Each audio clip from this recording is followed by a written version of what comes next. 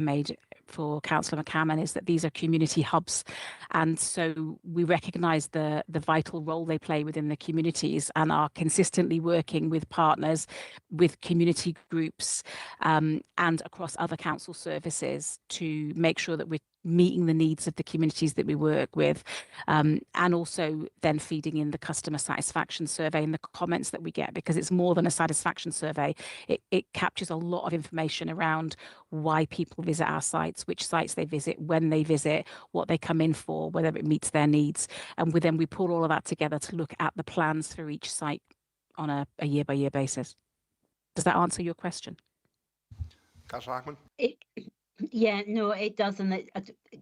Yeah, it's such a complex area. And I guess if there's any sort of final comment I want to make is hooray for our customer service centre, our staff and our libraries, because they are absolutely essential frontline workers across our communities, and just huge thanks to the staff for that one. Thanks for that, Councillor Hackman. Can we take that as a note or an action in our minutes that we want to put a thank you to our library and customer centre staff? Louise Church. Thank you very much. It was just a really quick one. So obviously our customer service centres are being used and are always open, but there seems to be this massive disconnection between young people and customer service centres. And I was actually in Shinars the last day there, and it's such a beautiful site. I've not been in it for a couple of years, and it is lovely. And I'm just wondering, this is peak time for studying. Students are going through this exam stress, getting assignments finished. And I've said it before, but how can we promote these spaces? Because they're big, they're open, there's space. As it says in the papers, there's been PC upgraded, there's Wi-Fi. Not everyone has access to that at home or without the school, not within the school day, sorry. So it's just how, it says there's ongoing campaigns and promotions for the services, but how can we promote it even more? Because these spaces really are underutilised, and I think we can use them so much more over the next couple of months. Elaine? Thanks, Louise, for your comments. That's really interesting. We're conscious that there is a disconnect, certainly between the customer service centres and libraries and young people, and that's reflected across the region. It's not unique to the Wigtownshire area. We have done some pilots in recent years looking at providing study spaces in evenings, and we didn't get any uptake. And we did that in partnership with the Youth Council and Youth Work and young people. We have study spaces in all of our customer service centres and libraries. We are working with education around how we promote those to young people. What we tend to find is that young people are accessing study spaces elsewhere and aren't coming into the customer service centres and libraries. And they're not coming in generally. We are conscious that there is a disconnect. So we are looking at how we can develop those connections. One of the things that we're currently in the process of doing is recruiting customer assistance as an entry-level work experience opportunity for 16 to 18-year-olds.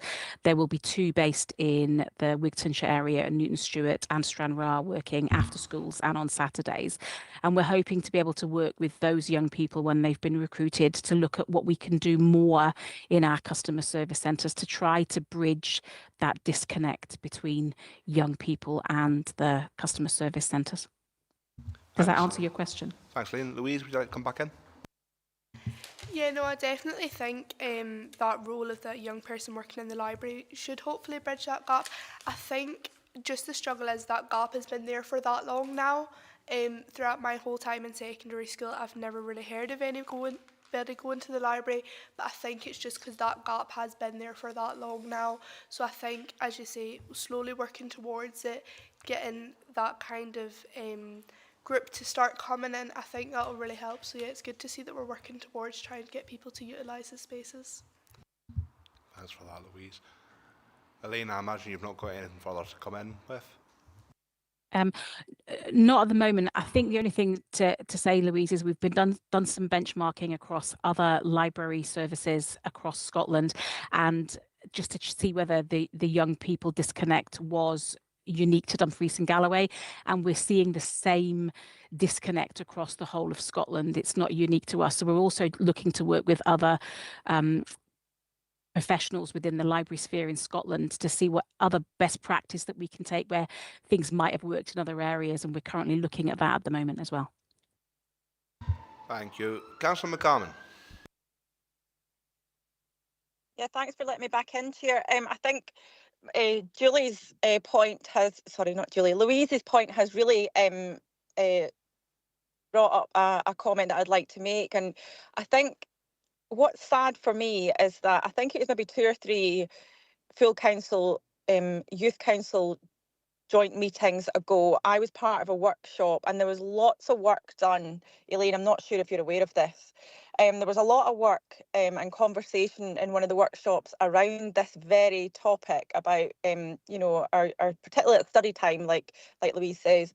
I'm a bit concerned that it's still an issue. And now I know that Elaine, you've just said quite rightly that there hasn't been an awful lot of uptake. But I'm also conscious that it's probably because what Louise quite rightly says, it's been there for so long. But I'm also heartened to hear that you've got a recruitment kind of process for the youngsters, because I was going to suggest maybe a youth champion for customer services, to get the word out. I'm quite happy to be part of that conversation as well going forward, because I think it is so important. I'm very conscious that some pupils don't have access to even just a quiet space, never mind internet and computers and things. So I think this is really important, particularly at this time of year, and as well as all of the year. It's a safe space, and it's a convenient space for particularly study time. So I would be really, really pleased to see a lot of work going on there. I know you've already addressed some points, Elaine, but I think it's really, really important that we get this going, because, like I say, it has been on the agenda as such between the Youth Council and Full Council for, I would say, 2 or 3 years now, if not more. So that's why I'm just making the point and the concern that nothing seems to have come of it. But yeah, thanks. Thanks for that, Councillor McCarman. Elaine? Yeah, we are very much aware, Councillor McCammon, of that disconnect, and are looking at what we can do to bring young people into our customer service centres and libraries. It's mirrored even in our library membership. We tend to find that even across Scotland, young people aren't coming into libraries once they go to secondary school, and then we kind of get a gap where we pick people back up again when they've left college, university, gone into work and have their own children, and then they come back in, and we're conscious that there is that gap, and it seems to be mirrored across Scotland. So as I've said in response to Louise, one of the things we're doing is recruiting the customer assistants. So we'll have young people, we can provide work experience with young people, and then have conversations with them and have young people in the sites, because we do have an older workforce in customer services. We tend to retain our staff for lengthy periods of time, which is good, but it does mean then that we don't have a lot of young people within the service. So we're doing that in terms of the customer assistants. We're also recruiting trainee customer service advisors on a learn while you earn career pathway as an entry level for people that don't want to take an academic route, and they're coming in younger. So we are starting to look at our own workforce, and then also working with other library services across Scotland to understand best practice and to see what we can do and what we can use within our own service to impact young people coming in. So absolutely, that is something that we are conscious of and are looking at working towards, or actively working towards. Thanks for that, Elaine. Councillor McCallum, would you like to come back on that one? No, thank you very much. That's that.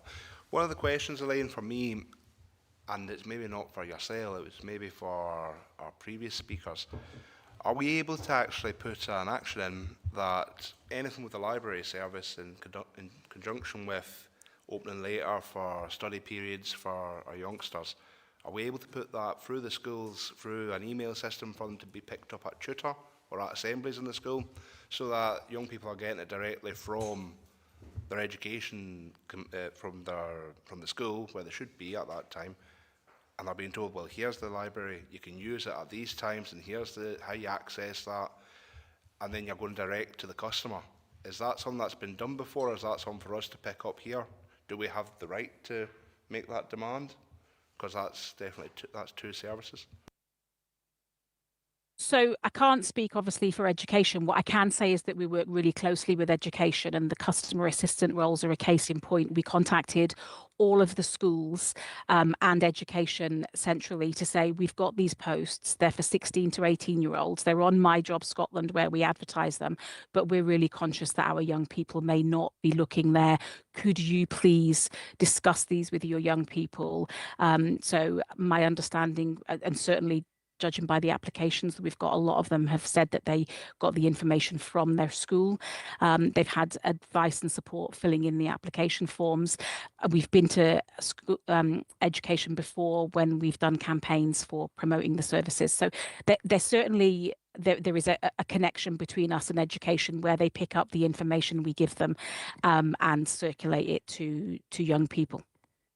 That's great, thanks, Elaine. Councillor Curry.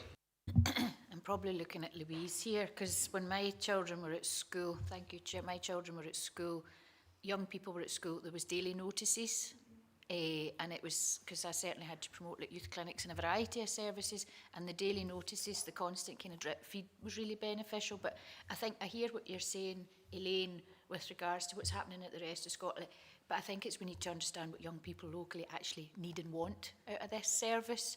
And it might be a case of a square peg in a round hole, so I don't know if it's worth looking at maybe doing some real engagement with young people, instead of just making people aware of what is it, but what do they actually want out of that service. It might just be a quiet space, a wee cup of coffee, coffee machine, whatever, and I'd be really keen to work with yourselves to maybe start to explore that, certainly in this ward, and I'm assuming it'll be the same in Ward 2. It's just what is needed as opposed to what we can do. That's right, Councillor Curry. Elaine, is there anything to add? Councillor Curry, that's a really good point. We've done work with Youth Work and with the Youth Council. We're always interested in engaging wider with our customer base. Absolutely looking at a more targeted engagement with young people is something the service is willing to consider. That's fab. Councillor Curry, would you like to come back on that? Thank you for that, and I don't know if there is a possibility about the daily notes, maybe just getting the services promoted through that. Thank you. Thanks for that. Members, any more questions on this topic? Nope, I've got no more speakers. Thank you, Elaine. I'm going to move to the recommendations, members. Members are asked to scrutinise the performance of the selected success measures and projects as summarised in paragraphs 4.3. Sorry, I'm on the wrong. No, actually, I'm on the right one. 4.3 to 4.5. Are members happy to agree the recommendations? I've got agreement in the room. Members will move on to item. Actually, thank you, Elaine, for joining us today. It's been very helpful. I think if you're not, I don't think you're talking again today, so I think you're free to go. Enjoy your afternoon. Members, moving on to item number 7. Social Work Services Directorate Area Performance Report, 1st of April 2025 to the 30th of September 2025. Report by the Head of Children, Families and Justice Services. This is the third report. This third report provides performance information on the selected success measures and projects from the Social Work Services Directorates, 2 service plans, Children and Families, and then Justice and Resettlement Service, and Adult Services, Housing Options and Homelessness Service. I note that pressures on the homelessness system remain high, and that demand for temporary accommodation in the west of the region continues, with larger households in particular waiting longer for permanent housing. Janice Hasty, Heather Sloan and Joe Weir are available to answer questions. Is there anything to add before I open it to the floor?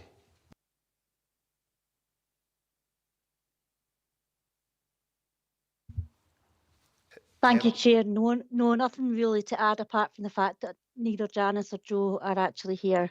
I'm on my own today. Oh, not a problem, not a problem. So members, do I have any questions? Councillor Dashper. Hi there, thank you for the report.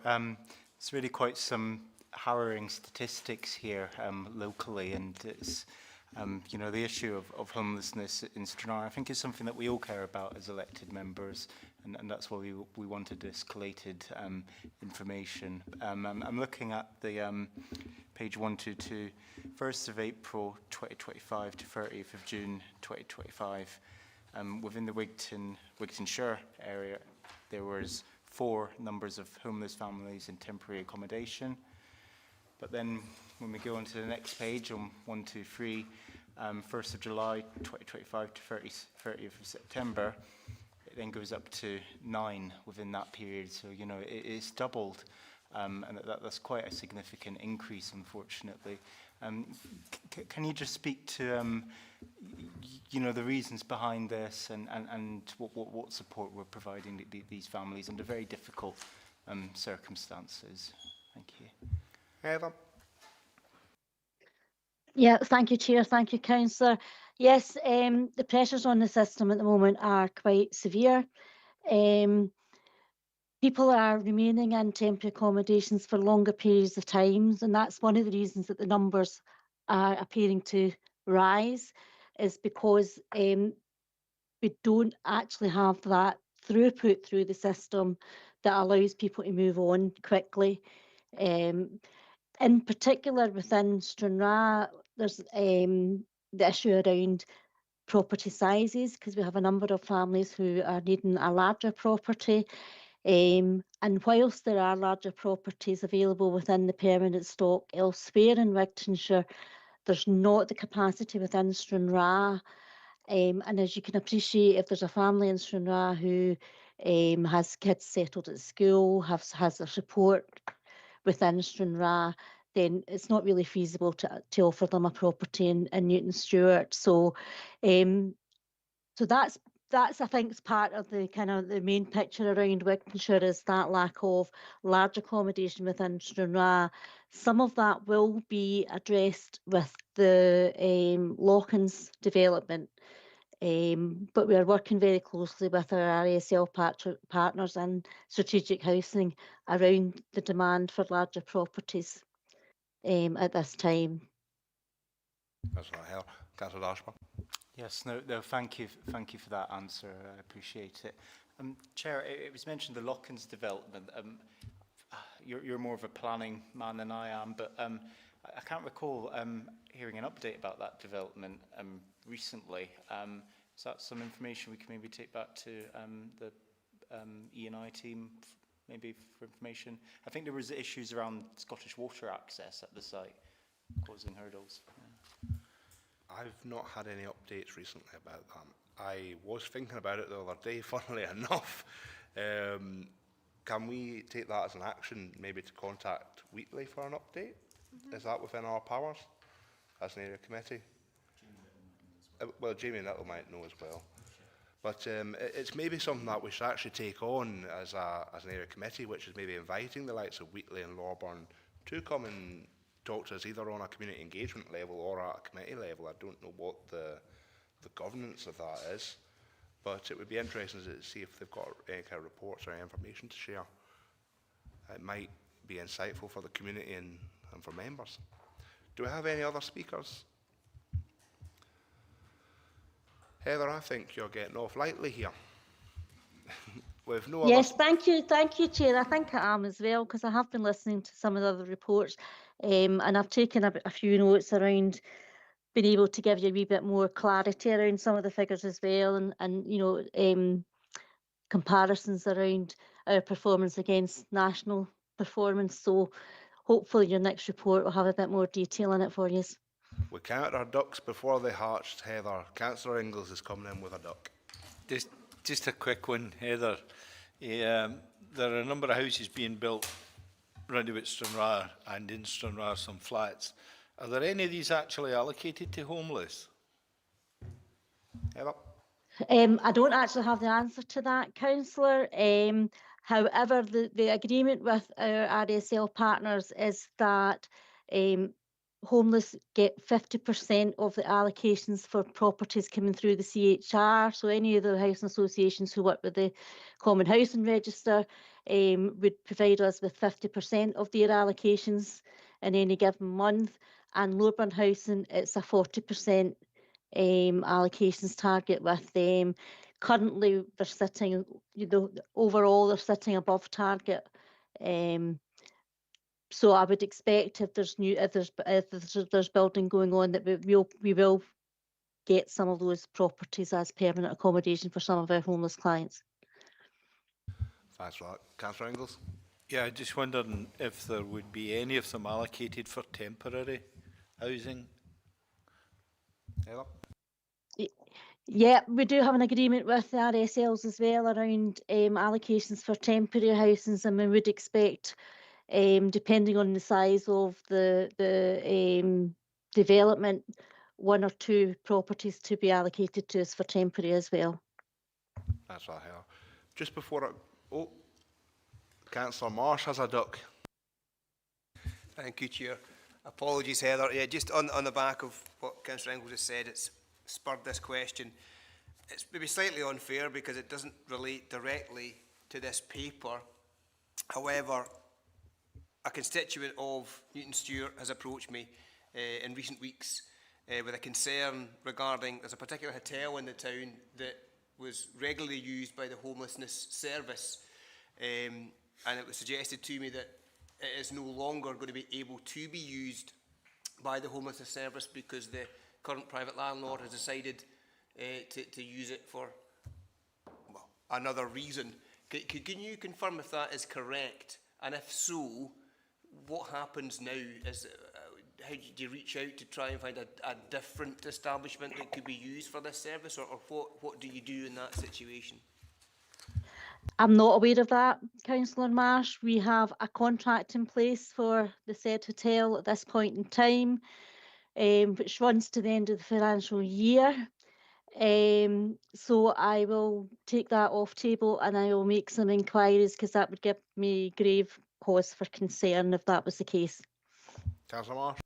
No, thank you, Chair. Yeah, Heather, no, that would be excellent if you could come back with that information too. As I say, yep, it's merely anecdotal at the moment, but I would be very concerned if that was to be the case also. Yeah. Thank you. Thanks for that, Councillor Marsh. Thanks for that, Heather. Now, I think that's us. I don't have any more indications to speak. Just before I move to the recommendations, I'm going to ask Claire about that action of how we take forward a discussion as an area committee with the RSLs. From a governance point of view, how would we do that, Claire? Are we able to invite them to this meeting, or do we do a community engagement with them? I was going to say about your community engagement options, so perhaps Ingrid could provide a bit more detail on that. Ingrid, would you like to come in on that? Yeah, thank you, Chair. So similarly to the request that you've put in around a Stranraer reuse shop, we could do something similar to that. That would suit. Thank you. That would be great. Thanks for that. Just to make sure we've got that on our notes. So, members, with no more questions, I'm going to move to the recommendations. Members are asked to 1. Note new arrangements for performance management by area committees as set out in paragraph 4.1. And 2. Scrutinise the performance report of selected success measures and projects for the Wigtown area for the 1st of April 2025 to the 30th from the 30th of September 2025 as set out in paragraphs 4.4. Are members happy to agree the recommendations? I'm getting nods in the room and nothing online. Thank you, Heather. Have a good afternoon. So, members, moving on to item number 8, Community Asset Transfer, St Cooans Hall, Kirkcowan, St Cooans Crescent, Kirkcowan, DG8 0HH, report by the Head of Thriving Communities. Our next report asks members to consider the Community Asset Transfer application from Kirkcowan Hall, SCIO, for the transfer of Kirkcowan Hall, which also known as St Cooans Hall, Kirkcowan, St Cooans Crescent, Kirkcowan, DG8 0HH under the Community Empowerment Act Scotland 2015. Ward Officer Melinda Dolan is available to answer our members' questions. Melinda, do you have anything to add before I open it to the floor? Nothing to add at the moment, thank you, Chair. Councillor Hagman. Thanks, Chair. Just before we get into the discussions, I'm just conscious that the recommendations as printed don't sit with the delegations of the committee. So we've updated the delegations to the committee. So if we turn to the front page, determination of community asset transfer requests, which are recommended for consideration by the area committee. So we have a determination ability, but yet we're being asked to consider and agree an option for recommendation to economy and infrastructure. So there seems to be a conflict of interest or conflict within that. And, we've updated the delegations to this. I'm conscious that, this is quite a legal process for transferring over, and we've published these papers, but the recommendations aren't fit for purpose in my view. But again, I would seek governance advice on that one, because are we actually agreeing without going to economy and infrastructure? And if we do go back to economy and infrastructure, what does the determination mean in terms of our delegations? Because my understanding was we'd updated that. Claire has got, she was pointing at something for me. Okay, thank you. Yes, members may recall there was a review of area committee delegations, and this was something that members wished to see form part of area committee by the determination of community asset transfer requests coming here rather than E&I. That is, if you look in the delegations a bit further on, there's a procedure to be agreed around that on what level of CAT would come to area committee and what would be required elsewhere, and that part hasn't happened as yet. So until that procedure has been agreed, we're where we were before. Thank you. So in terms of procedure, Claire, how? Yes, in terms of procedure, the report's correct. We're recommending T&I. Right. Thank you. There we go. So that's fine. So would you like to come back on that? So can I? Hammond? Yeah, I've got questions on the actual report, but just on the actual governance, why have we updated the delegations if we've not done the work? To me, this is not necessarily a satisfactory situation, because it says determination of community asset transfers which are recommended for consideration by the area committee. Well, we've got a report that officers have brought to us to ask for us to determine how that decision's been made. I don't understand why we can't determine and why have we updated the delegations if officers haven't done the background work to that one. I'm really uncomfortable with us not following our own delegations as published, because the delegations are published there and it doesn't say in the future this will be one. So I just want to ensure that we're really tight on the actual governance of this. Claire? Okay, thank you. In the delegations, it does say determination of community asset transfer requests, which are recommended for consideration by the area committee by the officer team.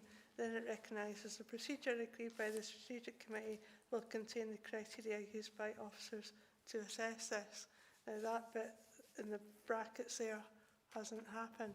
At the point that this was added to the delegations, because obviously the full council agreed that it would be added, dependent on that getting done, it was anticipated to be quite a short time frame turnaround, the members recall, but yeah, we're not quite there yet.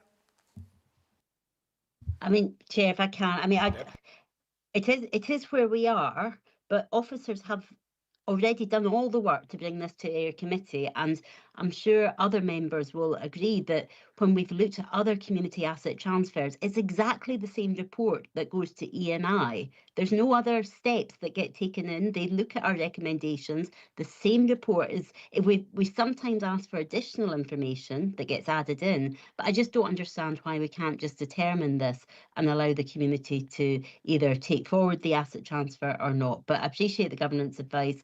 I don't necessarily, it wouldn't align with my thoughts on it, but I will leave it there for now.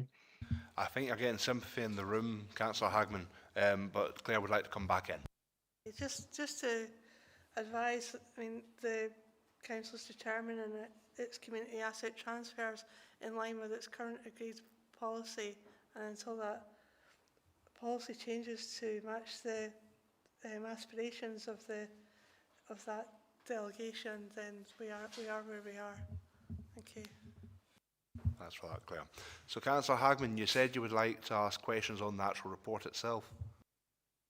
Yeah, no, thank you for that. So obviously we have got the report in front of us. I think it is, there's a lot of information in there, and I know that the community have been working on this for years. I think and possibly the entire time that I've been an elected member, there's been discussions about the community taking on the hall and such like. So just put on record my thanks to the volunteers that have brought this forward.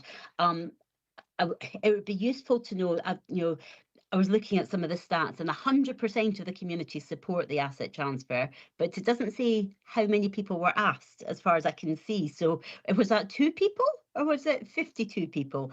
I'm not sure, but looking at the officers' appraisals, there's the clear strengths and only a couple of weaknesses in there. So I can see the very positive case, and the return for investment is £4.77 for every pound on there. So that's really positive.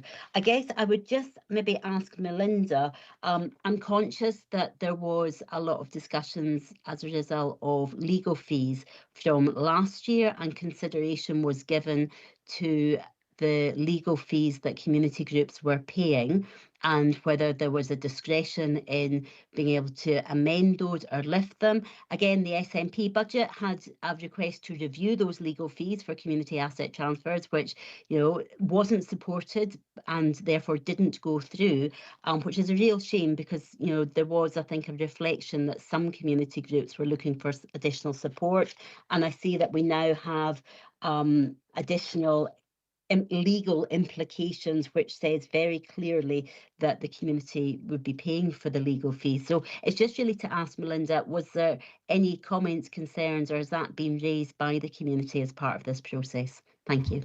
Melinda. Yes, thanks, Councillor Hagman. The community group were concerned about the level of fees that would be charged, but I think we have somebody from Legal Services on the call who might be able to expand a little bit on what those fees would likely be. Legal Services, sorry, I can't read the name. Laura. Good morning, councillors. I'm Laura Stebbings from Legal Services. I understand that one of my colleagues has been in touch with the group. Obviously, the legal fees does depend on the work, but I believe that they've been given an indicative figure for how much they would be. In terms of Councillor Hagman's mention of a review of the fees, I just also wanted to note that it has been agreed that the fees will be reviewed in relation to community asset transfers as part of the disposal and acquisitions review. So there will also be reporting back to members as part of that review process. Laura, do we have that indicative figure? I believe that it was £750. That's right. Councillor Hagman? Yeah, no, that's helpful to understand. And as I say, I know that the SNP were very explicit that they wanted to see that front and centre, which wasn't supported, again, by Novanti Group. So I'll just make that political comment there, but appreciate if it's going to be reviewed as part of the disposals and acquisitions, because that is, an annual, or not an annual, but that work is going to be done anyway. That is helpful. So no, thank you for confirming that. That's right, Thank you. Thanks for that, Councillor Hagman. It was in our motion to review the fees as well, which the SNP threw out at the first hurdle and allowed the Labour group to come forward. So we all have egg in our face, Councillor Hagman. Thank you for that. Members, moving on, any more comments? Councillor Marsh. Thank you, Chair. Yeah, just as Councillor Hagman has indicated, the Kirkcaldy Hall Board have been working for a number of years, since 2017 in fact, to bring this transfer to fruition. With the onset of a new board last year, they have driven this transfer forward, and I'm delighted to see it in front of us today. Clearly, looking at page 129 in fact not 129, sorry, apologies, 131 at 4.11, you can see the social value of the transfer for this community, almost 5-to-1 return on every pound spent by the council. So there's an incredible social value for Kirkcowan Hall Board taking on this asset transfer. At page 130 at 4.7, it offers an assessment is strong, with some very strong scores within that report. So again, this is a tremendous asset for the community. I would slightly question the value, the property and estates value at 4.12 of £100,000. This is my local village. I frequent the hall at least 3 times a month, and I can tell you from personal experience that it is falling to bits. It looks pretty dire from the outside. The guttering is failing. It is in much need of full renovation outside. Inside, in recent weeks, they have developed a leak within the roof. We have constant issues with mould. The alarm system has not worked for a number of months, so I would question the very generous property and estates value of £100,000. However, that being said, I think the community group could do a tremendous job with this community hall, and the benefits this will provide as a community hub for Kirkcowan. The benefits are unlimited.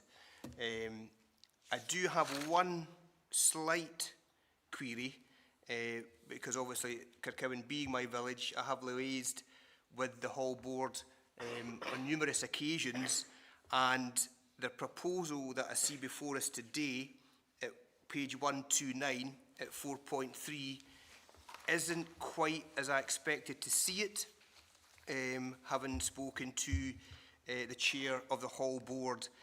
It was my belief that the proposal from the Kirkcowan Hall scale was requesting the transfer for the nominal fee of £1 sterling with the addition of a limited legal fee of £750.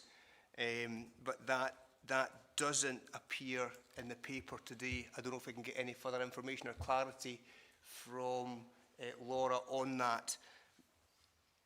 Laura?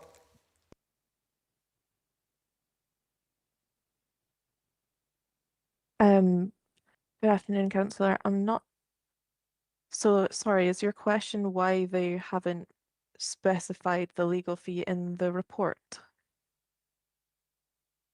Thank you, Chair. As I understand it, the proposal that was put forward, or going to be put forward by the Kirkcowan Hall Board, stipulated they were willing to pay a maximum legal fee of £750, as opposed to what was presented to them from legal, which had a certain set of stipulations as to what may be charged, which was quite uncertain. There was no specific guaranteed number attached to that.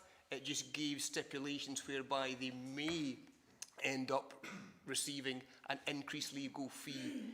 But the proposal that I was aware of that was going to be submitted and I expected to see in this paper had the asset being transferred for the nominal fee of £1 with the addition of a set maximum of £750. Laura, would you like to come in?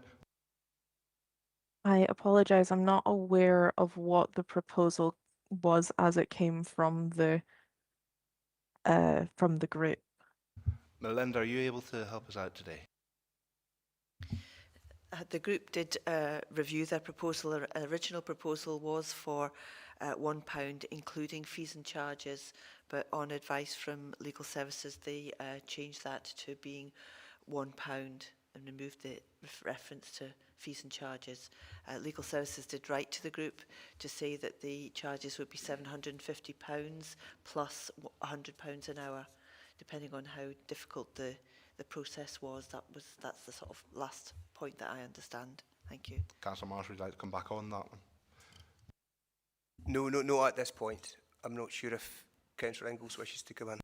Councillor Hagman was... Oh, Laura's coming back. Laura, would you like to come in? I just thought I might provide some clarity on the addition of the £100 per hour. This would just be if, essentially, if negotiations became really protracted and there was a significant more amount of work than we would expect for any other cat, then that's when we would start charging time in line. If it just goes as we would all hope and expect, just a normal process, then that would be the £750. Thanks for that, Laura. Councillor Hagman. Yeah, no, thanks for that. And I think this is exactly why we wanted a review of these legal fees and charges. I think it's also important to point out, and I really welcome the fact that the whole process is being reviewed.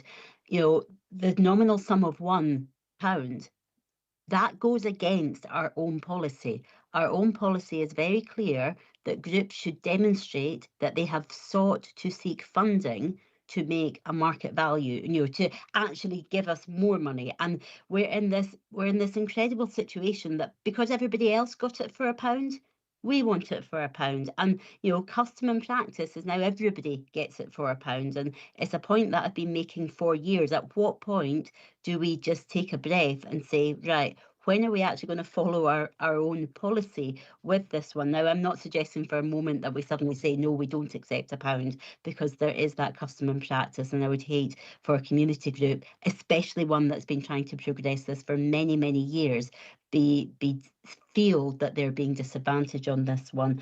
But I do think it's maybe worth, you know, teasing out what are the legal fees and the breakdown of those, because, you know, they're forming part. We've got an appendix 6, I believe, in the paper, which is very clear as to what the conditions and the title conditions and legal fees, etc.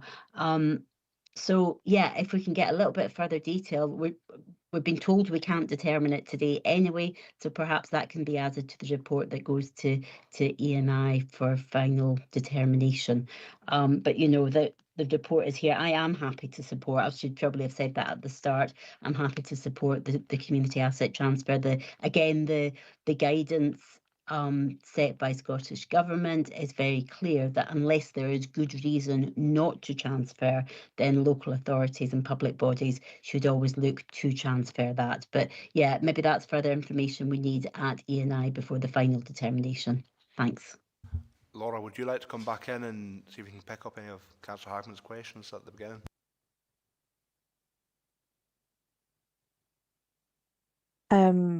Was it about more specifics as to where the fees are coming from? I believe so. Councillor Hagman, there was a question regarding legal fees. No, it wasn't necessarily for Laura to answer, so I wouldn't put her on the spot with that one. It was more about us following our own policy. Other organisations across Scotland, for example, put in funding requests to the Land Fund, for example, to be able to support their, you know, and it would appear across Dumfries and Galloway's communities don't do that. And, you know, I think it's fair to say within the community there is access to significant funds via wind farm benefit. And it would have just been nice to see a little bit of workings from the community to say, we did try and get some more funding to offer more than £1 back to the local authority, but it was unsuccessful. And that's all that our policy states, that groups evidence that they at least tried to find additional funding to enhance that offer of £1. So it was more of a statement rather than a specific question for Laura. Thanks. That's right, Councillor Hagman. Councillor Engels. Yeah, thanks, Chair. Yeah, any community asset transfers I've been involved in recently have been protracted, and I'm not sure exactly how it's worked out as far as the costs go, but none of the two that I've worked on recently were easy to get over the line, to say the least. My concern is that a community group who are setting out their business plan need to know what it's going to cost. They need a figure. So I would propose that we cap the fee on this one at 750, and there are no further charges, and it would put that to the community group. So what option would you choose? Option 2? Option 2. With that addition? Yeah. So I've got a motion on the table, members. I'll just check with Claire that that's competent. I believe it is. And I'm getting a nod. Are we happy to go with what Councillor Ingalls has just outlined there?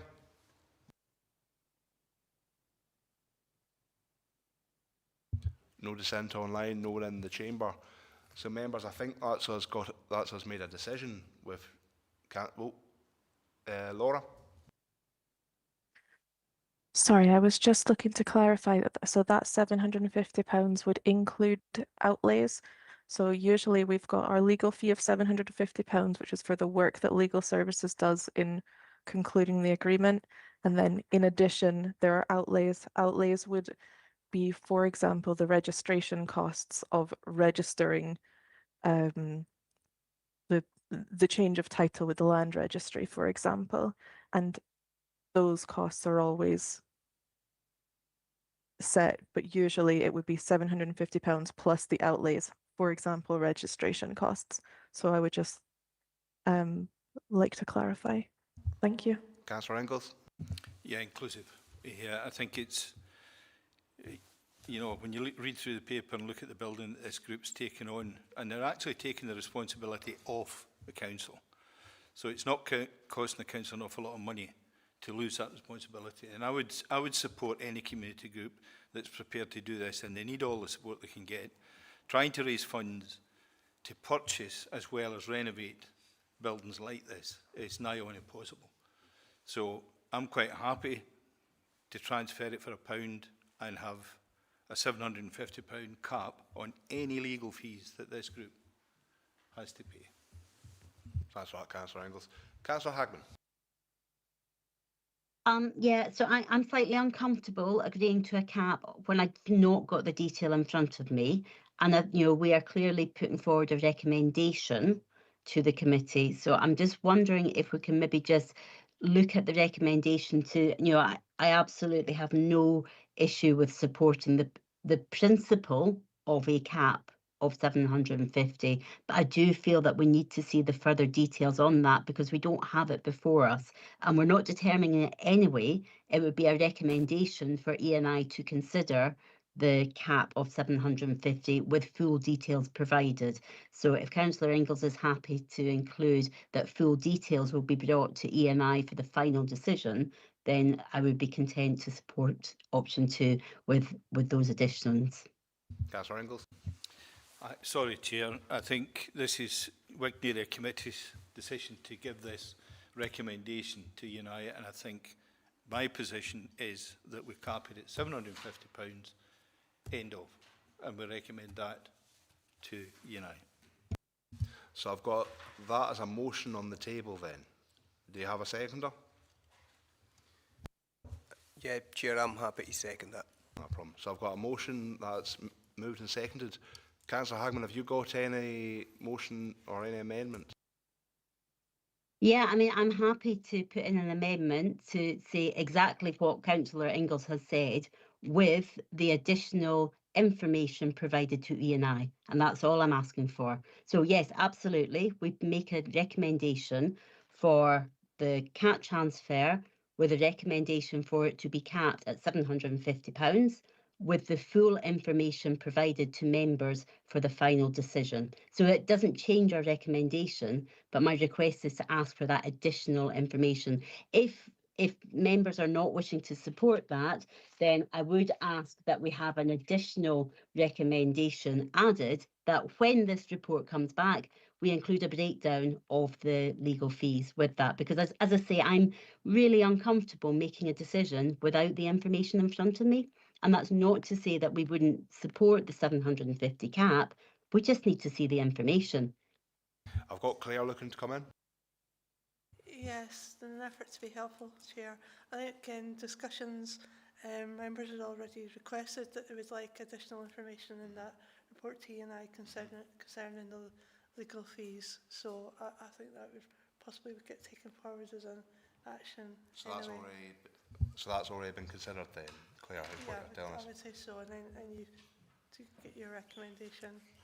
So the detail that Councillor Hackman's looking for is already encompassed with what we've agreed so far. So to agree Councillor Ingall's motion at present, it is essentially going to go forward as in the way that Councillor Hackman described it anyway.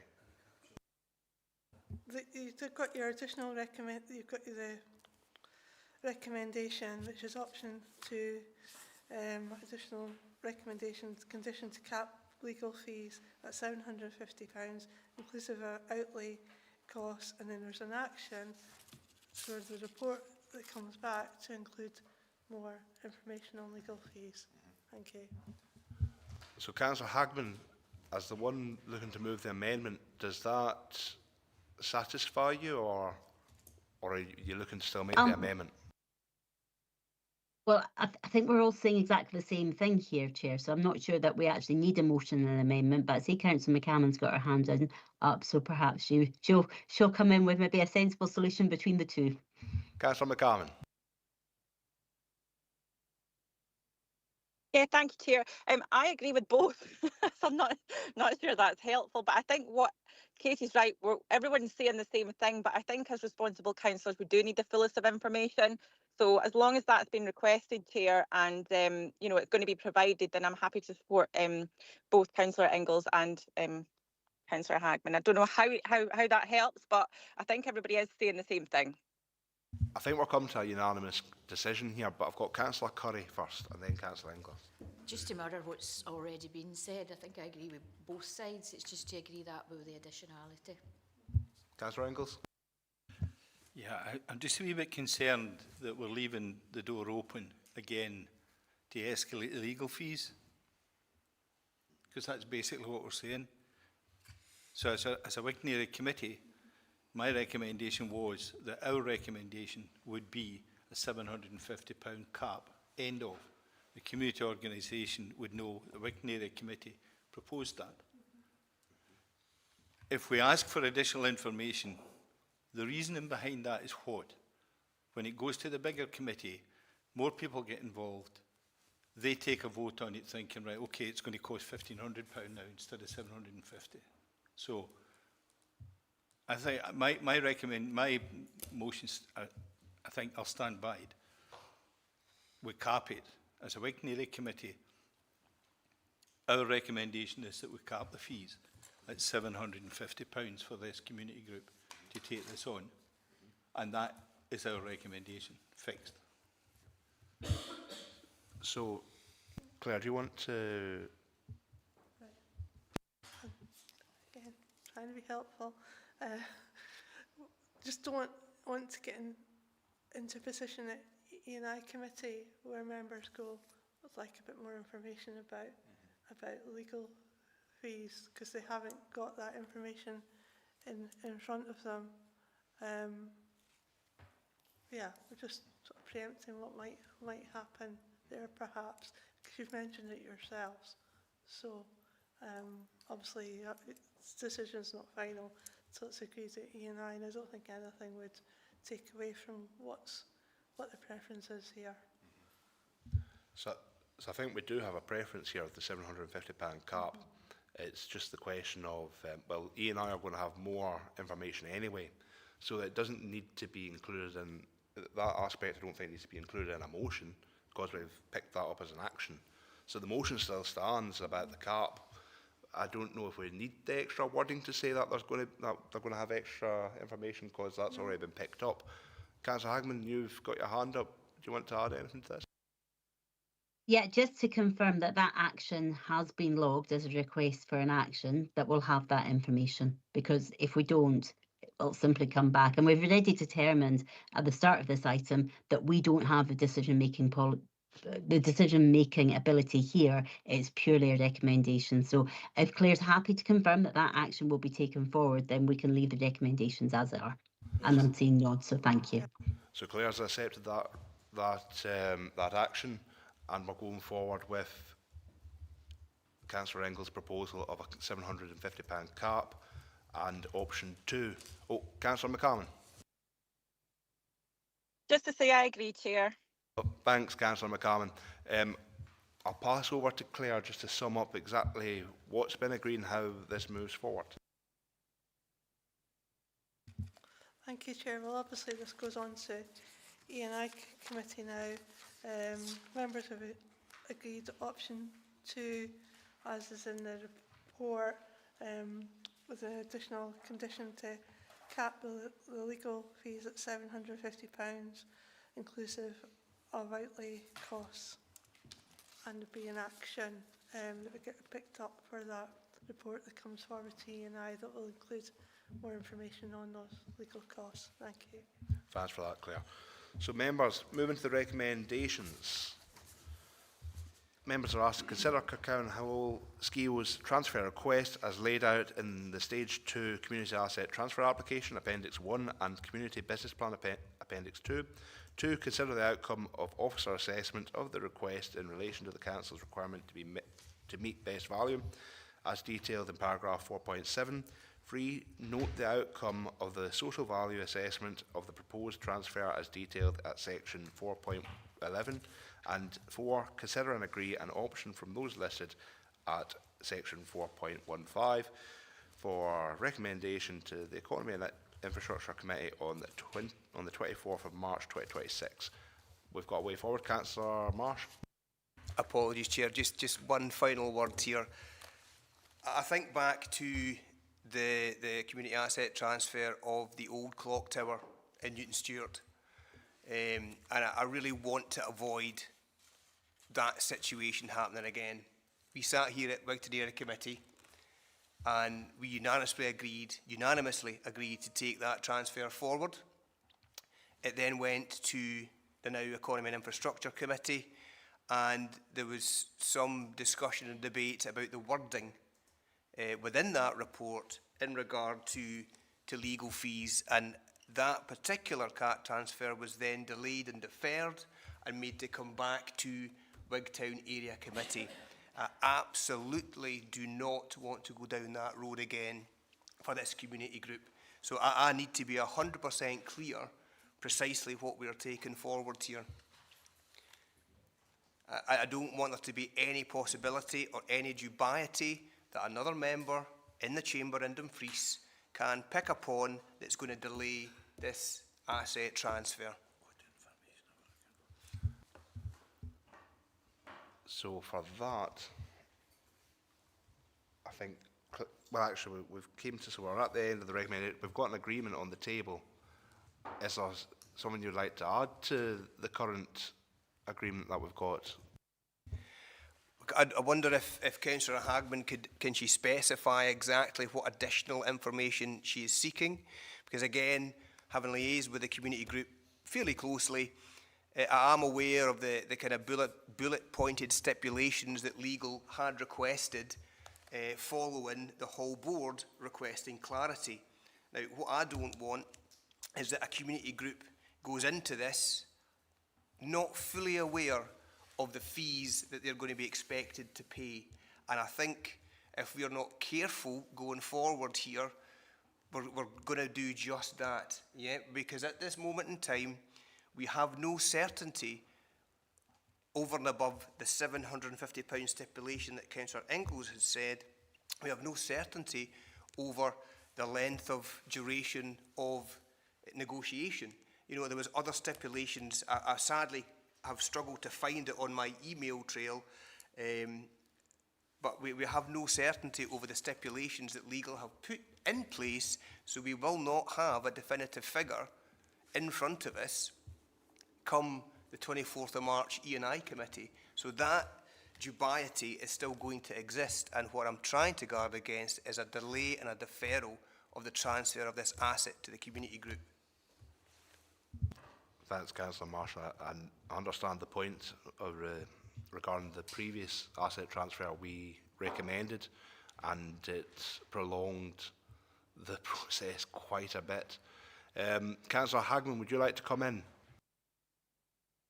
Yeah, so Councillor Marsh was asking for further clarity from myself, and you know, I would just go back. The SNP budget, which was defeated by one vote, which Councillor Marsh voted against, asked for a review of the legal fees and outlays. for community asset transfers. And, you know, that was voted down, and it's not council's position, which is what it is. We move forward with our budgets. As part of the report on Appendix 6, there's a legal implications of CAT requests and property disposals. The second paragraph below the bullet points says in there the final amount will be determined during the negotiations around the missives. It's quite clear, and it says about the fees agreed by full council. I'm not sure that we can overturn a decision of full council here with our recommendations. And actually all we're asking for is the transparency. And I don't disagree with what Councillor Marsh is saying. The last thing we want to do is to hold up this community asset transfer, but we simply don't have it in our power to just pretend that these decisions haven't already been made and that we can just unilaterally make that decision. We don't have that power legally to do that. It's not within our gifts. So while I absolutely support what Councillor Marsh and Councillor Ingalls are saying in terms of putting a cap on there, it's also very clear in Appendix 6, the legal implications. We can't just ignore legal advice and the legal forms that have already been sent to the community groups. So it's really unfortunate, but we are where we are with this. And we can absolutely make clear our recommendation. And, you know, I don't know how we strengthen that other than just say that these are our recommendations. But, you know, we do, the committee will simply ask for that information. I can almost guarantee that they will want to know that information. So we can either get it included as an action already agreed, or we can say we don't want that information only for the committee to then request that information, and then we definitely will have a delay in the process. So I hope that offers a little bit of clarity as to why I'm asking for that information. Thanks. I'm seeing a nod from Councillor Marsh. We don't want to delay this. Councillor McCarman. Sorry, Jackie, we lost. Sorry, Councillor McCarman, we lost signal just there. So could you take it from the top again, please, because we missed your whole bit.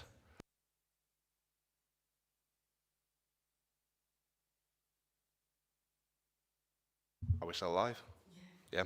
Councillor McCarman, can you hear us? Can anyone online hear us? Councillor Hackman?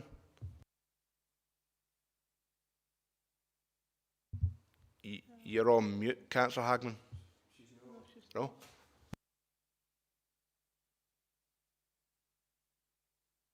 Sorry, we've lost sound. We'll need to get this sorted just shortly, if you can still hear me. You can hear us? Oh, no, right.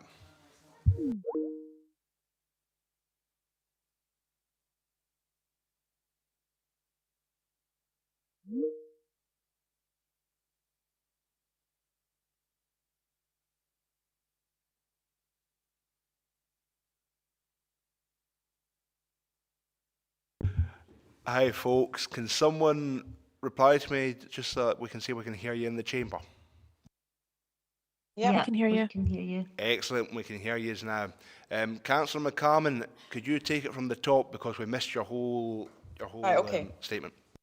Yeah, of course. The conversation seems to be going round the houses now, Chair. I agree completely with what Councillor Marsh has just said about the whole Newton Stewart Town Clock building was delayed. It wasn't delayed, but it went through a whole convoluted process. That said, you know, whilst you know, all my decision making in Wigtownshire is obviously for the benefit of Wigtownshire, we also do have a responsibility as a councillor as a whole to follow due diligence and process. So are we saying that we're looking to overturn and stop it from going to E&I? Or we're just looking to stop a decision being made at E&I? I suppose it's both the same thing, because if we're doing that for this CAT transfer, we're going to have to follow the same process for all CAT transfers. So if we're showing preference for this one, it has to be carried through for the rest. That's the only bit that I'm sitting kind of sticky at. Obviously, I want the town the community to benefit from this cat transfer as quick as possible. But I also want to do my job properly. So what are we saying here? Is it we just want to stop it from going to E&I? Should we do that? Are we able to do that? I'm a bit confused as to what we're saying. I think, Councillor McCann, there's no appetite to stop the decision being made at E&I. I think the appetite is to make sure that we know exactly what information E&I are going to get, additional to what we have had, and for them to have that information so that they don't have to then ask for more information, which will then delay the process. I think that is what we're going with at the moment. And the committee are going to recommend a cap of £750, full stop, in Councillor Ingall's words, to E&I. So we're absolutely putting it to E&I. Right, here, if you don't mind, can I come back in just quickly, just so that I can put my position on this, and then I can, can carry on going home. Okay, I agree with that. As long as the committee, the E&I committee, has the fullest of information and they can't change it, or the information that we have anyway, doesn't put a stop to anything, I'm going to go and I'll support Councillor Marshall and Councillor Ingalls with that. That's fantastic. So members, I think we've come to a conclusion, I hope. Councillor Hagman, I believe that you were in agreement when we last brought you in, just to make sure that you're still comfortable with what's been decided. Yeah, I'm happy with the agreement, and we've got the additional action that Claire's captured, so happy with that. That's fantastic. Claire, I'm not going to bring you in again because I've already brought you in with it a couple of times. So members, we finished that item 8. We're going to adjourn this meeting because we need to start the Stranraer Common Good, unfortunately, and then come back to the area committee. Or how are we best doing this? Claire, can we adjourn this meeting for 10 minutes, start the Stranraer Common Good meeting, adjourn it, and then come back to this meeting? Is probably what we're going to be recommended. So would you like to go through a process or go for it? Yes, Chair, that would be my preferred option. Adjourn here, start the Stranraer Common Good so it starts on time, then it adjourns to let this meeting finish. And then obviously it reconvenes when we finished here. Thank you. Not a problem, Claire. So members, we are going to adjourn for until 2, sorry, if I could read properly.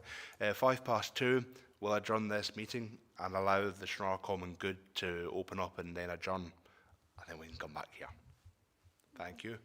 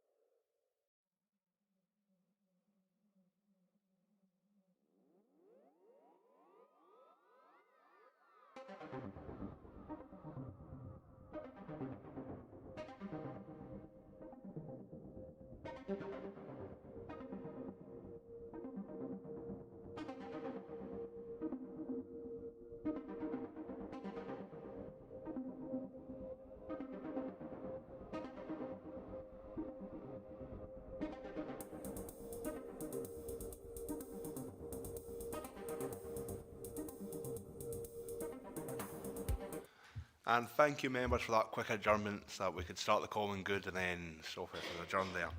So, thank you for your patience, members. Moving on to item number 9, Community Asset Transfer, New Luce Memorial Hall. Number 9, Main Street, New Luce, DG80AJ. Report by the Head of Friday Communities. Our second Community Asset report asks members to consider the Community Asset Transfer application from New Luce Memorial Hall, SCIO, for the transfer of the New Luce Memorial Hall, 9 Main Street, New Luce, DG80AJ, under the Community Empowerment Scotland Act 2015. Melinda Doland is available for any question. Melinda Dolan, sorry, not Doland, is available to answer any questions. Melinda, do you have anything to add to the report? Nothing to add at the moment, thank you, Chair. Thank you, Melinda. Members, any comments or proposals? Councillor Hagman. Yeah, I've a slight fear that we might be on a bit of a groundhog day today in terms of, you know, as Councillor McCammon said, we want to ensure equity across all our communities. So, you know, my query again in terms of the recommendation point 4, but that has been answered in the last one. I think just, you know, before we get into the comments about potential legal fees, which, you know, I think in line with fairness, you know, I think we should have possibly a similar approach, you know, if we so choose to, you know, just looking at the community. Again, I know the community have talked about this for a long time. I know that there's been a lot of volunteers. There's, you know, the community are actually really, really active in New Luce, and, you know, looking at the Development Trust, they've done a lot of great things. It's not quite as good a social value as other asset transfers, but it still shows, you know, that nearly £4 for every £1 proposed. So that's excellent. And the officers have said that the rating is strong for this, with a number of areas for highlighting. I am a bit curious as to why the last one was strong and very strong, and it had 2 areas of weakness. This one is only strong, but again, it only has 2 areas of weakness. So I'm not quite sure what determines strong and very strong. But, you know, without repeating everything that was said in the previous item, I just want to say thanks to the community for bearing with the process and for being brave enough to step forward and request the asset for them to take forward. Thank you. Thank you, Councillor Hagman. So I'm taking from that as a motion to basically follow the same route that we took on the previous item, which I'm seeing nods in the room that we're all happy to do, maybe to expedite the process. But on your question about the 2 aspects of weakness, etc., if Melinda would like to come in and tell us how that's decided. Thank you, Chair. It's an independent officer group that looks at the applications across, and I think they were both very good applications, and that's why they came back as strong. And I think sometimes it just depends who's sitting on the panel, what the wording is that comes back. But certainly this reflects the fact that they were both good applications, and they were recommending that they should be supported. I hope that helps. Thanks for that, Melinda. Councillor Hagman, would you like to come back on that one? No, it's fine. As I say, I know that the community have done significant work, and it's a really precious asset in New Luce. I think it does allude to the fact that, you know, there is that clear isolation or potential for isolation, and the fact that the community are gathering together to bring this forward, I think just commending them for that. Thanks. So members, we're agreeing to option 2 with a £750 cap on legal fees, with the action that we would like further information to go to the E&I committee, as per our last agreement. And Claire's nodding her head, which I assume that we're all good, and that's fine, members. And we're all happy with that. Can I move to recommendations? Let's see. So, number 1, consider New Luce Memorial Hall skills transfer request as laid out in the Stage 2 Community Asset Transfer Application, Appendix 1, and Community/Business Plan, Appendix 2. To consider the outcome of officer assessment of the request in relation to the Council's requirements to meet best value as detailed in paragraph 4.7. 3. Note the outcome of the social value assessment of the proposed transfer as detailed in section 4.11, and 4. Consider and agree an option for those listed at section 4.15 for recommendation to the Economy and Infrastructure Committee on the 24th of March this year. We've got agreement, and I'll move on, members, to item number 10, Wigtownshire Common Good Property Assets Update. Report by Assistant Director of Transport and Infrastructure. This report looks to provide elected members with an overview of all property listed. Oh, sorry. Councillor Hagman, were you looking to come in before I finish this speech here? I was wanting to come in to propose that we defer this item, but you know, if you want to do the introduction, that's absolutely fine. That's absolutely fine, Councillor Hagman. If you're looking to defer the item, I'm happy to go with that. If the members are looking for it, Councillor Marsh. Do you want me to come in for the reasons for defer? Yes, if you'd like to come in with your reasons. Yes, for those of you, and apologies, Colin, obviously you were in the meeting this morning. We had the Wigtown and Whithorn Common Good Subcommittee, and it's just really, when you look at paragraph 3.3, it's very clear that there is a huge amount of detail that was being asked for, and then when we go to the table, it's simply the level of detail is not there. So the request is to defer this item in order to get the fullest of information, and specifically where we have got leases and tenures where we've let to tenants, what are the arrangements? Are there service level agreements? You know, and it's got repairs, but it doesn't actually have any details of the maintenance on that one. And, you know, again, we've got land for the Galleries Fisheries Trust, where it's let to a tenant. Is it let for free? Is it a notional amount? Is there, you know, and I guess an additional request within this one, which wasn't captured this morning in our Common Good meeting, because Newton Stewart Common Good isn't a standalone committee, we don't get accounts.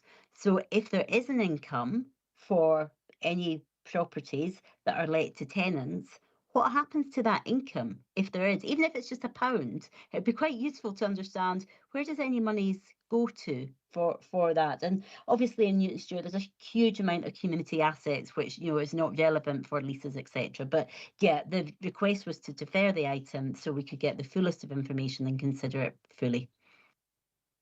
I'm happy with that, Councillor McCallum, but Councillor Marsh? Thank you, Chair. No, sorry, Katie, I was jumping the gun there. I was just going to say, obviously, the Chair, Councillor Giusti, wasn't in the meeting this morning because it was Wigtown and Whithorn Common Good, but obviously you were about to cover that point. So I would agree with the request for the deferral. When Colin's online, though, I would ask, on page 272, seeing we're here, could I ask a quick question, even though we're going to defer this for further detail? Is that acceptable, Chair? I'll allow it once. Thank you. Very kind.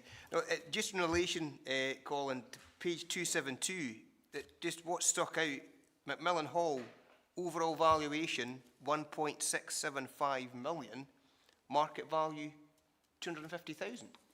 How does that work out? Or am I being silly? Colin?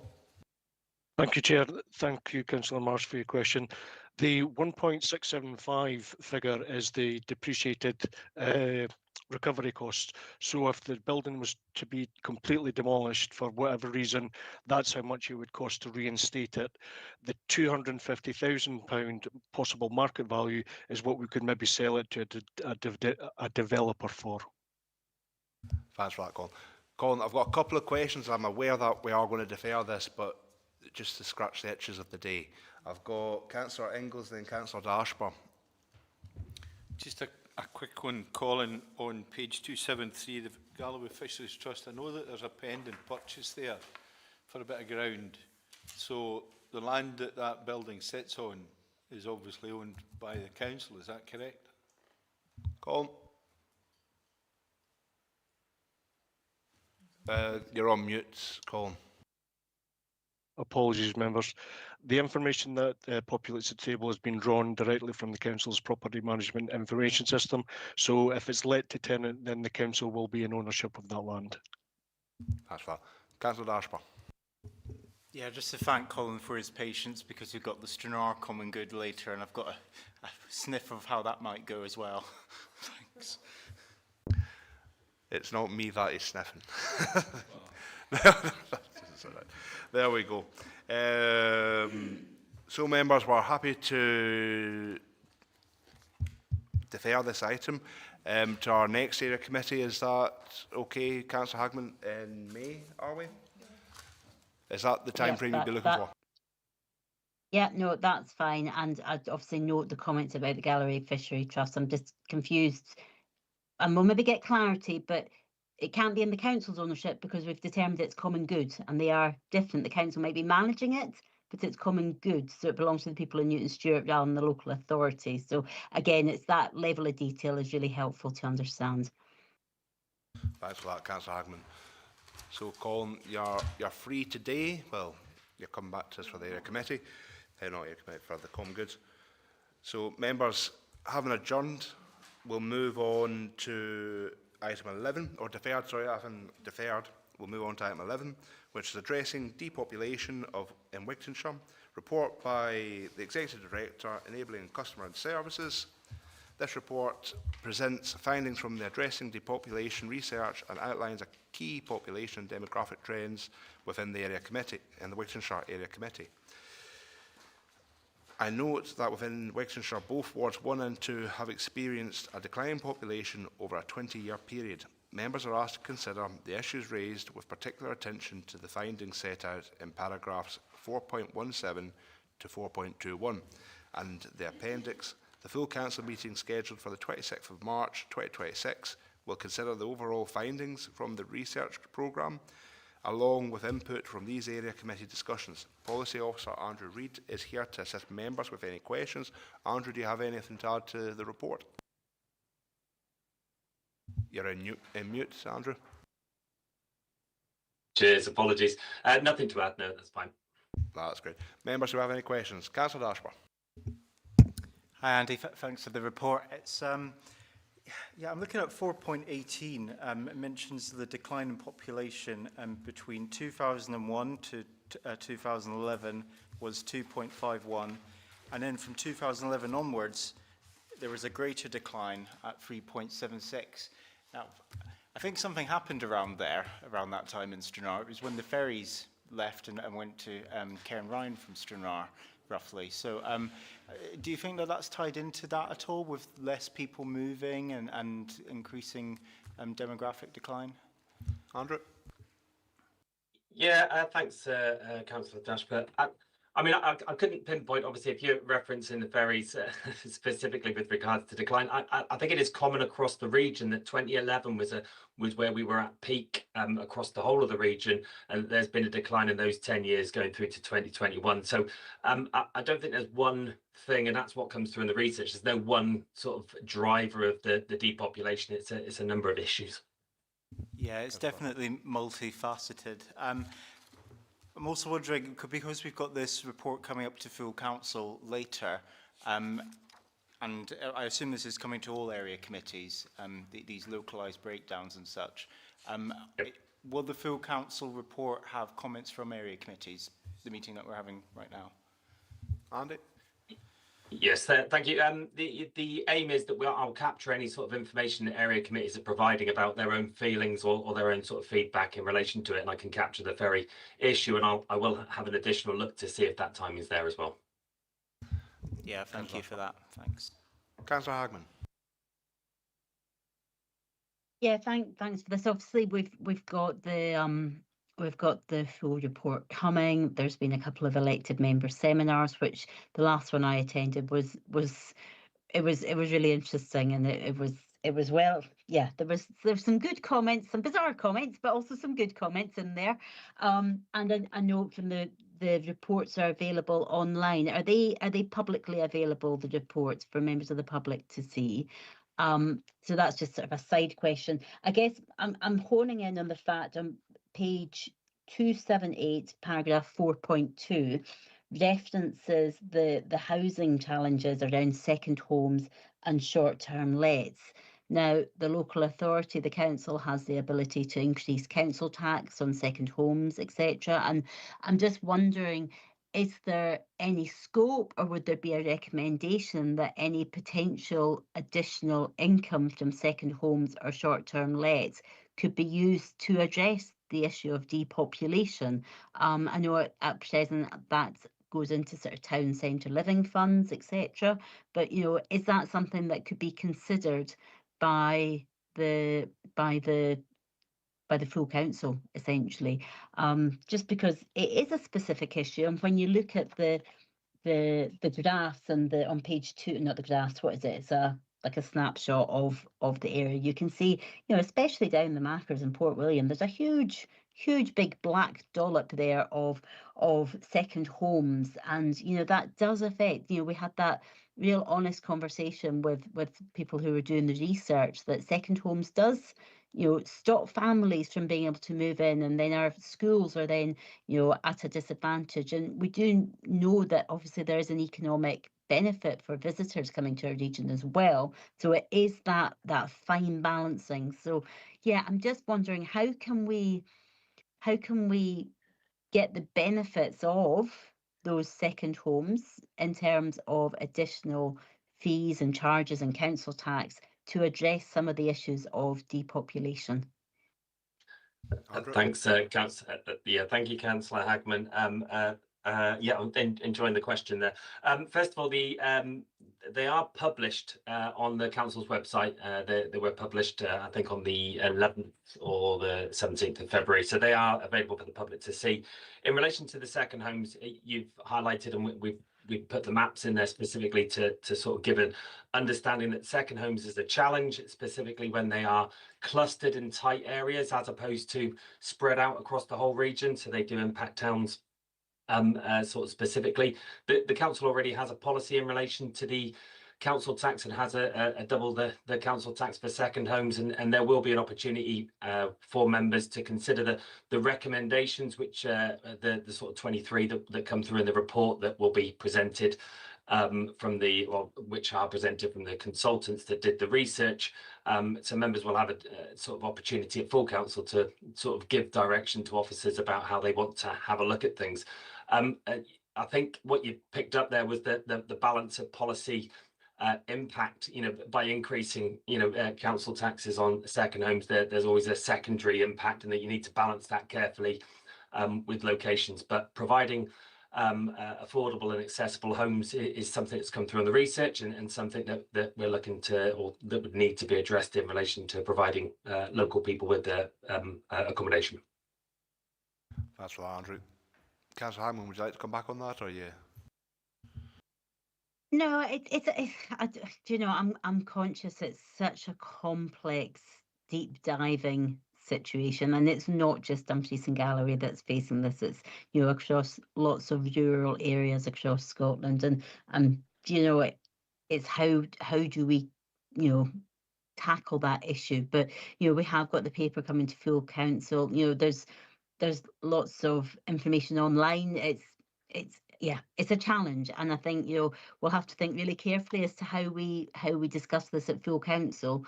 And we'll take that forward. But no, I appreciate Andy for coming along with this one. You're absolutely correct, Councillor Hammond. It's a difficult one, and the council have got limited levers in which we can pull to actually improve the situation. But I see Andy wants to come back in.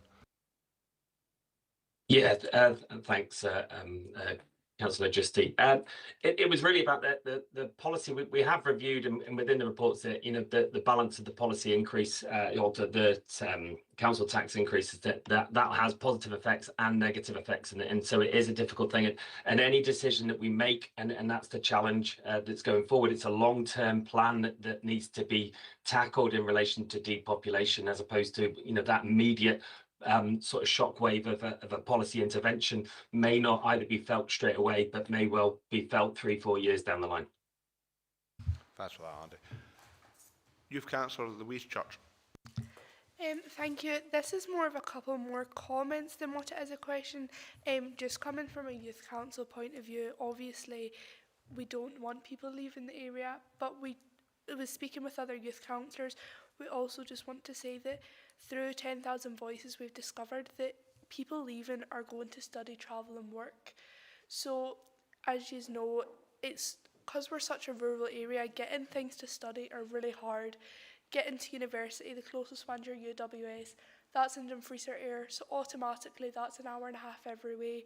So although the depopulation, we don't like to see it, the 6 issues that have been identified, trying to fix them and have people stay is really hard, because for example, you want to grow your education and go further, but you also need to get employed following that. So it's hard to try keep people here and give them the opportunities that they're capable of, and also give them what they deserve, because our young people are working really hard up and down the region, as we heard this morning.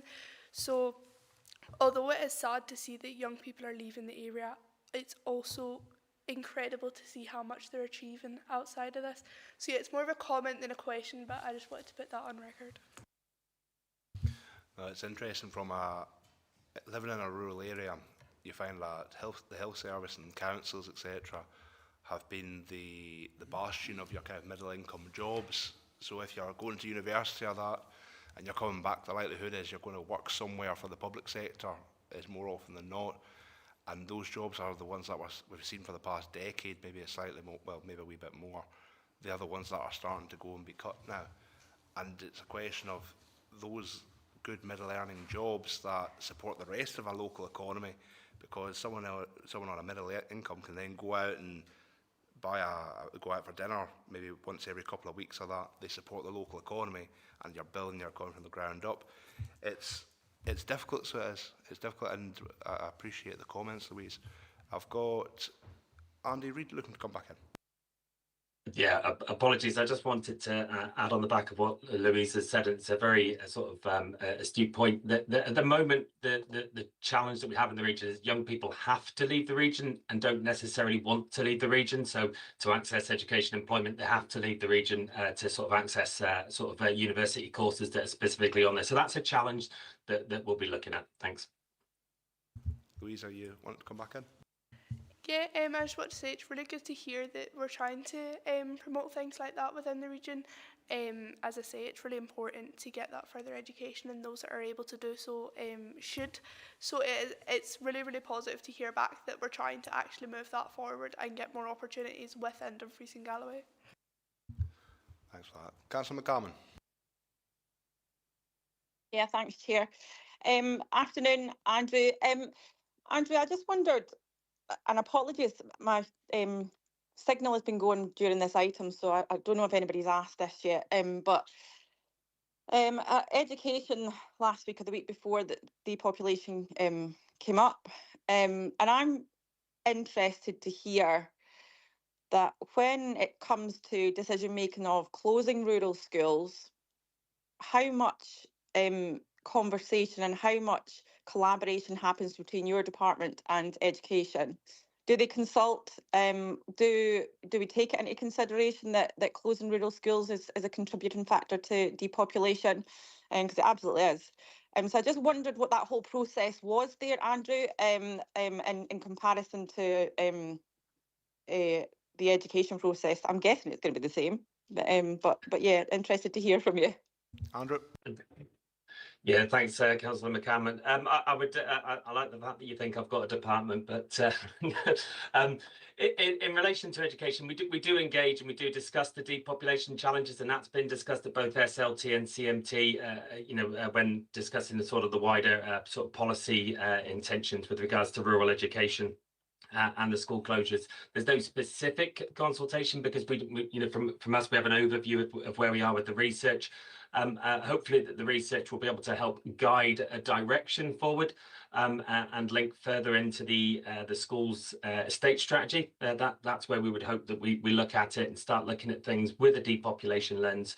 One of the things that came through the research is it's the access and people's level of access or distance for access varies, between individual demand. But yes, we do engage with education. Councillor McCallum, would you like to come back on that, or are you happy? No, happy, Chair, thanks. Thanks for that. Members, any other questions? Councillor Ingalls? Yeah, just a quick one. I think it might be a typo. Page 278, Andrew. 4.18, it's showing the population figures there around the 15,000 for Wigtownshire. Andrew? Yep, sorry, I'm just having a look now. When you look on page 282, it's up around the totals up around the 29,000. Just wondering if they're taking one ward rather than both wards.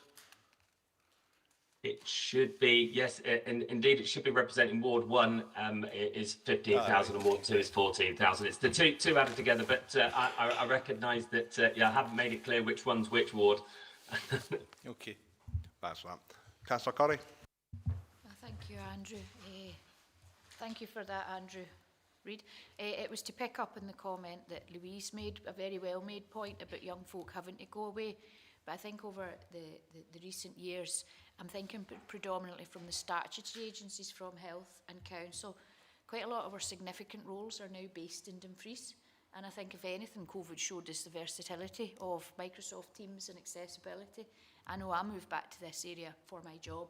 My job doesn't exist now, and neither does my wider family. So I do acknowledge there's a constant erosion of senior jobs migrating out with the area, and I think it's just how, as Wigtownshire, we become an equal player in these roles. So I don't know if there's any opportunity to look at data. I know when you're filling in application forms, you see where you live, you see the kind of all that equality. I'd be really keen to explore that in relation to what we're calling rural depopulation, and acknowledging that young people 9 times out of 10 want to go away to train, but it's the opportunities that they've got to come back to their family.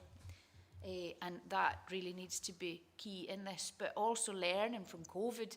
My daughter did her degree from, it wasn't ideal, but she did her degree from her bedroom. And I know if that opportunity hadn't been there, she probably wouldn't have progressed because she didn't like being away from home. So it's how we can work closely with our academic institutions to make things more accessible and actually grow our own and keep them here. But I definitely do think the kind of centralised, I don't know if that's the right word, the regionalisation, centralisation of jobs is having a major negative impact over in Wigtownshire. On the back of that, Councillor Curry, and this is something that Councillor Hill's banged on about for years, even when you look at the way that Dumfries and Galloway Council, for example, advertise their posts for senior officers, or just even officers, that could be done remotely. It's always a Dumfries-based advert. So people from Stranraer aren't necessarily going to look at that, they're going to see the title, oh, Dumfries, I'm not going there, when actually it's an online-based job. And I don't think that's been addressed yet, even after being raised quite a few times. That's maybe something to look at within the policy creation, Andrew. Thanks, both councillors. Councillor Curry and Councillor Giusti. I'll just pick up on a couple of things in relation to, you're absolutely correct, agile working has become a very positive thing for the region. It's also become generally also a disadvantage where people don't need to live in the region to work in the region. That's not just for council service, that's for lots of jobs. But the opportunity for people to live anywhere within the region and work for the council is there. And we had done some mapping in relation to postcode breakdown of staff across the region, but it'd be worthwhile for us to do that across all statutory agencies, and I'll try and get that sort of information prepped for the full council so that we're clear about where that breakdown is.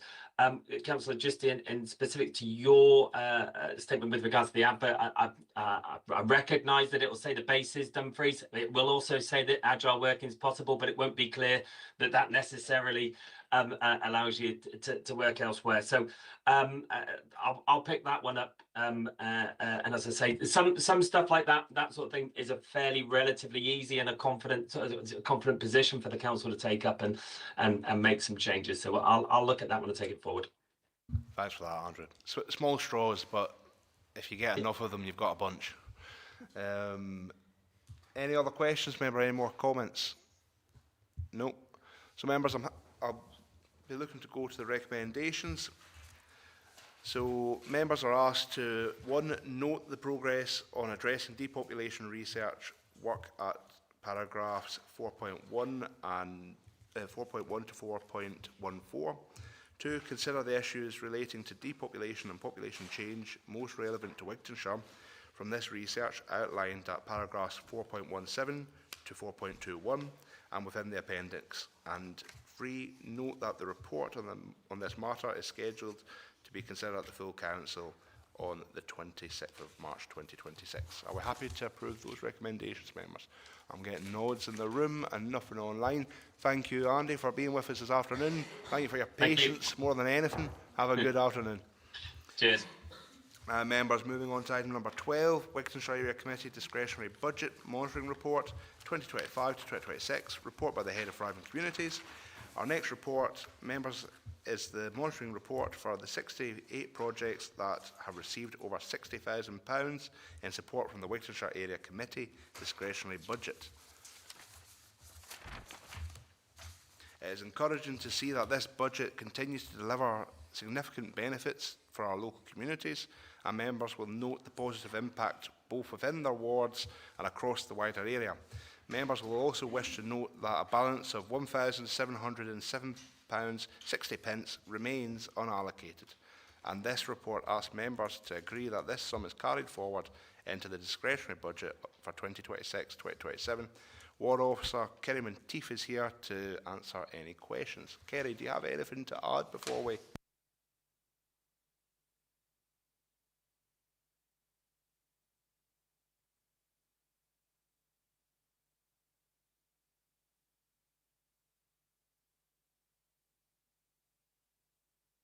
Thanks for that, Kerry. Members, do we have any comments or questions? Councillor Marsh. Thank you, Chair. No, yeah, it's great to see this. Clearly, this fund has a very wide reach. 68 local projects have benefited from this fund, so it is doing some fantastic work on looking at the appendices, there are a number of feedback reports not received, which is a wee bit sad. Do we have a deadline by which these groups are supposed to be coming back?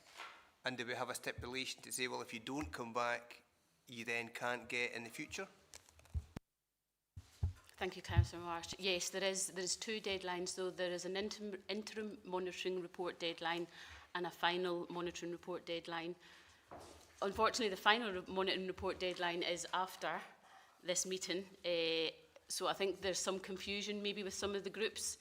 There is groups would not be compliant in further applications to funding through the council if they've got outstanding monitoring reports. So there is ways in which we can encourage those reports to come in, and we have recently recontacted all the groups that have outstanding reports, and we're seeking those reports. So, that's that, Kerry. Councillor Marsh, you happy with that? I am indeed. I'm going to hog the mic for one more second though, and champion the board that I do sit on behalf of the council, page 294, the Wigtownshire Sports Council. I can speak on behalf of the board.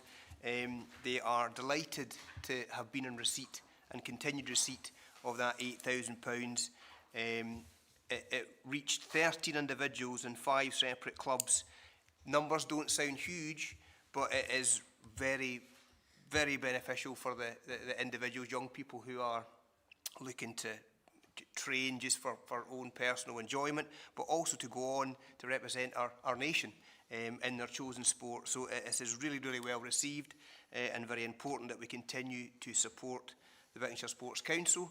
They hold a yearly award ceremony to congratulate and praise those within the region who have competed and done well.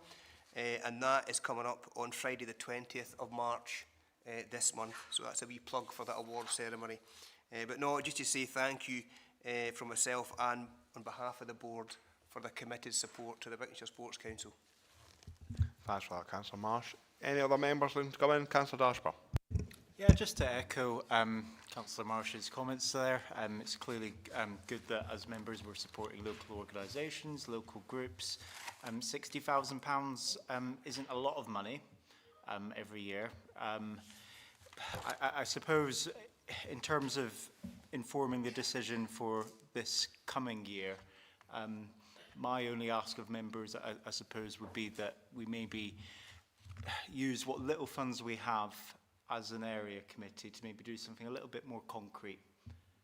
You know, there's buildings that need repaired within both wards. There's never enough funds for buying street furniture and park infrastructure. So that's something that I would like to see as we inform our decisions for this year. Events are really, really great, but sometimes they are just a flash in the pan. And they might benefit lots of people and lots of groups, and I'm sure, I'm really, really pleased to support them. But yeah, what can we do to do maybe longer term support of our residents? Thank you. Thanks for that, Councillor Dashper. I think you're right. I think there is a desire of the area committee to be able to have a bit more teeth and be able to do more physical on the ground, putting benches in, putting more play equipment, or having more something more tangible and not just a flash in the pan. Here is what you see currently. The Novanti Group budget looked to increase the budget for area committees, so I'm glad to say that we supported the area committees. It would have been nice to have seen more money in the area committee budget, but I absolutely take on what you're saying there. Maybe we need to look at, be a wee bit more radical and look at what can we do in the sense of supporting the community from a physical point of view. What can we put in that's structurally there? And can I just ask the officers as well, I assume that there will be a meeting to discuss this year's priorities soon. Yeah. There's a members' seminar at the end of the month that you should have had an invite to. It might be for us there to say that we would actually be looking for the community to come forward with more tangible physical benefits to the communities rather than events and that. But that's for us to decide well, not decide, but for us to discuss offline and then bring the decision for our ratification. Yeah, I mean, it says within our criteria for this that members can determine priorities if they can identify a partner. So that could be the council. And I know that happens with the Christmas lights in Stranraer. So maybe if we could just bottom out that process around how members can identify partners and their own priorities as elected members with the small amount of money that we have as a discretionary budget. Yeah. You're going to enjoy my contributions at the common good, Councillor Dashper. Kerry Monteith, do you have anything to add to that sentiment? Or? No, as I say, the member seminars at the end of the month, and that's where you can discuss all the points that you wish to discuss around the fund. Not a problem, thank you. Any other members looking to come in? No. So members, I'll push the recommendations, which are, members are asked to, 1, note the performance monitoring information from projects and initiatives that received support from the Wigtownshire Area Committee discretionary budget in 2025-2026 as detailed in the appendix. 2, note that a significant number of citizens have benefited from the delivery of 68 local projects and initiatives, and over £60,000 has been invested in projects and initiatives in the local Wigtownshire area. And 3, to agree to carry forward any underspend to the discretionary budget 2026-2027 as detailed in paragraph 4.5. Members, are we happy with those recommendations? Yep, we're all happy, we're all good. We'll get nods in the room. Moving on to item 13, appointments to outside bodies, Wigtownshire Educational Trust, report by Assistant Director, Governance and Human Resources. We now turn to our final report of the day, which is the appointment to outside bodies report. This report asks we consider an outside bodies appointment of 1 member to the Wigtownshire Educational Trust. Do we have any nominations for the position?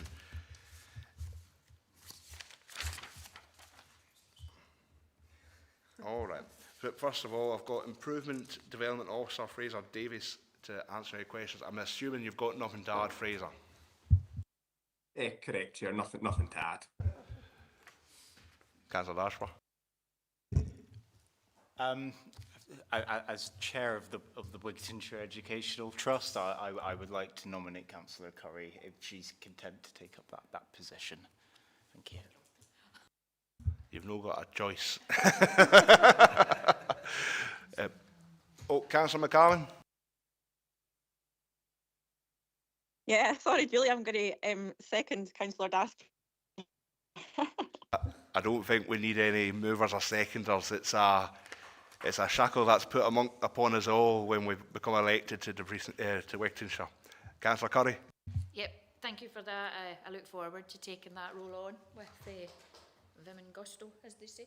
I'm just wanting to, just for my own mind, because I was involved in Stranraer Academy Parent Council for a good number of years, as my friend over there will tell me. Is this the same as the RINS Educational Trust? No. No, we don't know what that is. No, right, that's fine.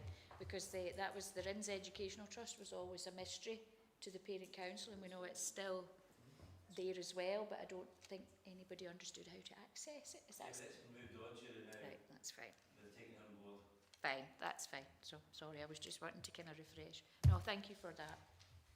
Thank you, Councillor Curry, for accepting our invitation. So, members, moving on to the recommendations.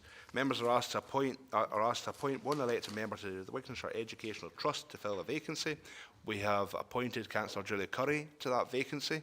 Hopefully now we'll be able to get a quorum. Members, are we happy with that decision? Yes. Members, we're on to item number 10. Any other business deemed urgent by the Chair due to... Oh, Councillor McCalman, sorry. Sorry, you're just a wee bit too quick for me. It was just on the Wigton Education Trust. If you remember the last conference, I know it's not relevant to the paper, but Fraser's there, so I'm going to catch him while he's there, if you don't mind. Absolutely. About the conversation we had, very lengthy conversation we had around the function of the WET. And I'd be interested, Fraser, if members could get an update of where we are with that. Just at a later date, obviously not now, because you know, it was a fairly detailed conversation. Thanks. Sorry, Chair, I know it's not in the report. No, that's fine. We've had issues with the wet for quite a long time now, and getting a quorum. It might be worth us getting a briefing paper, Fraser. Is that more appropriate than talking to it now? To be honest, councillors, I wasn't actually part of that conversation about the operation of the wet. We in governance, we just oversee the list, so it was more than likely the link officer who would probably be best placed to help, who I think is Ingrid in this case. That's so I might have to defer to Ingrid. Thank you, Chair. So I certainly covered the Educational Trust for a period whilst Kerry was off, but it's back to Kerry again, so I'm sure Kerry will pick that up moving forward. Thank you. And I've got Councillor Dashburn to come in. Yeah, no, Councillor Buchanan's right. There were a number of recommendations agreed at the last meeting of the WET. They were quite complex. Members or governors, I should say, would be familiar with the complexity of the WET in relation to assets and such. It was agreed to undergo an evaluation through the King's Lord's Treasurer or such, as well as also in terms of dealing with the quorum issue to seek representation on the WET from the Council's Education Committee. I don't think there's been a paper on that to the Education Committee in order to appoint someone. So that's maybe sort of we could take it as an action for governance to get that report. But I see Kerry, you've joined us. Kerry? Yeah, it was just to update that there is actually a wait scheduled for early May, if that would be time enough for the report or reports, updated reports to come. Yep, no, that's absolutely fine. On the bringing in a member of the Education Committee, Claire, can we chase that up through governance to see if that report's coming? We would, okay. Yeah, perhaps, I don't know if Fraser knows a bit more, but clearly we, in the governance, we provide the reports where we've asked to, when there's vacancies on these outside bodies in accordance with the constitution of the outside bodies. Fraser, would you like to add anything to that? Or? Yeah, I'm aware there was a decision or a request from the WET about expanding the membership. That's not made its way to the governance team yet. I don't know if that's because the constitution has to be amended to allow that to happen. I'm not quite sure, but once governance get the request kind of through, we can certainly arrange for the Education Committee to be asked to appoint members. Councillor McGarman. Yeah, sorry, Chair, I'm aware this is going on now, but it was just to say that I'm happy to brief Julie on the whole scenario pre, is it May meeting? Kerry, would you be able to touch base with Julie from an officer's point of view, please? Yes, I will. Excellent. So members, we've got a way forward. Thanks. I think we're content. So we're happy to agree the recommendations regarding the Educational Trust and the vacancy. We've agreed that so far. And moving on to item number 10, any other business deemed urgent by the Chair due for a need of the decision. I've had no requests of any other business. So thank you for attendance today, folks. Thank you for sticking around while we've had technical issues, and enjoy the rest of your day or the Stranraer Common Good.